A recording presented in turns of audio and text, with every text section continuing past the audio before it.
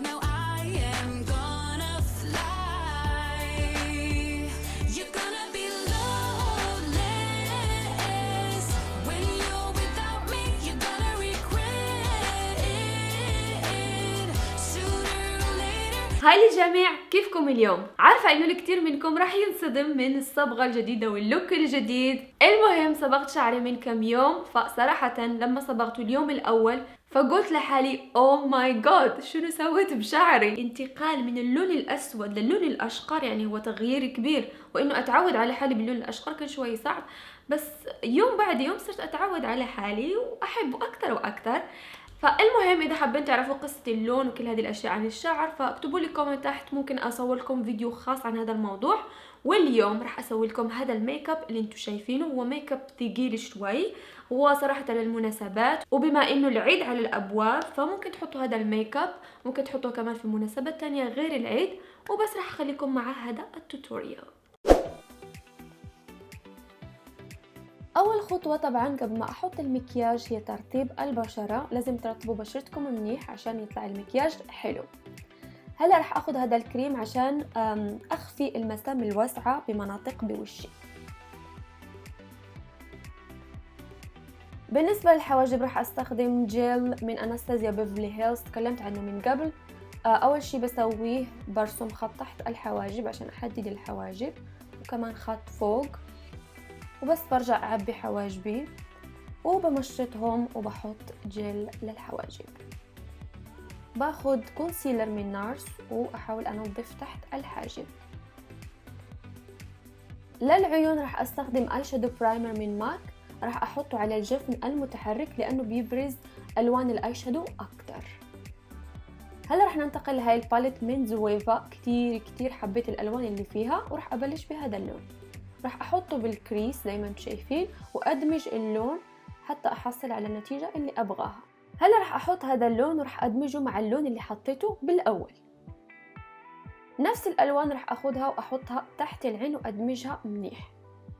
هلا راح اخذ قلم اسود واحدد عيوني من فوق بس، وراح اخذ هذا اللون الذهبي راح احطه وسط العين.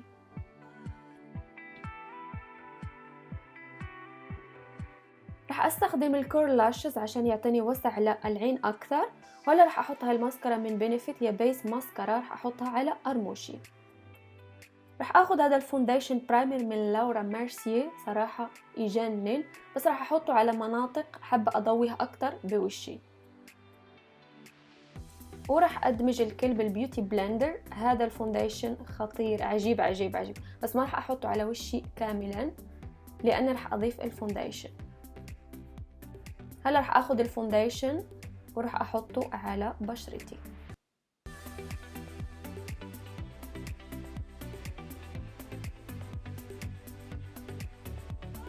والكونسيلر المفضل عندي من نارس راح احطه تحت العيون بهالطريقة على شكل مثلث، وكمان بمناطق تانية بوشي.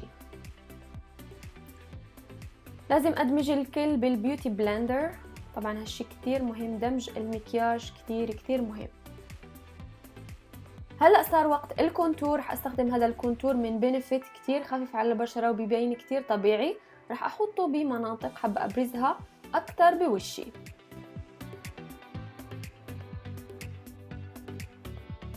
قبل ما ادمج الكونتور قررت احط الباودر هذا من ميك اب فور ايفر، رح احطه تحت الكونتور زي ما انتم شايفين. وهلأ صار وقت الدمج، رح ادمج الكل مع بعض عشان يعطيني شكل متناسق.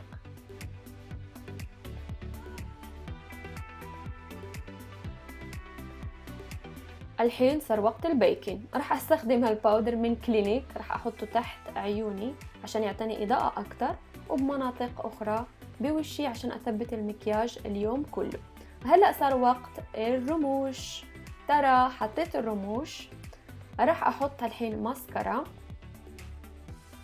راح احط طبقة من الماسكارا على الرموش اللي فوق والرموش اللي تحت، وبعدين راح اشيل كل الباودر على بشرتي. كهايلايتر راح استخدم هالستيك من سماش بوكس، حلو عجيب عجيب هالهايلايتر. راح احطه بمناطق ببشرتي اللي حابة اضويها اكتر، فوق الانف كمان شوي، المهم بعدين راح ادمج الكل زي ما انتم شايفين.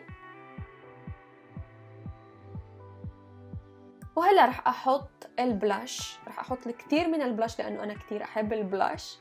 فالمهم هذا هو شكل المكياج تقريبا، بس طبعا لسه ما خلصناش لانه باقي الليبستيك.